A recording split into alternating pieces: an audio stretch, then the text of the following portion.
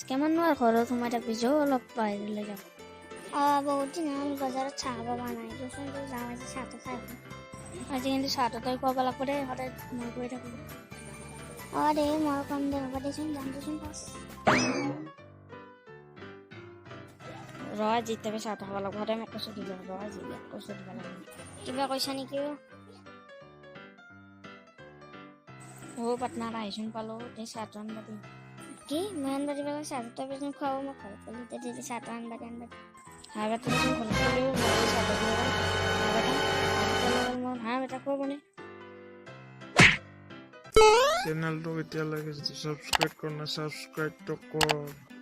তেনেহ'লে মাইলত একদম মাৰা চিনি পেলাম সাবস্ক্ৰাইবটো কৰি দি আৰু লাইকটো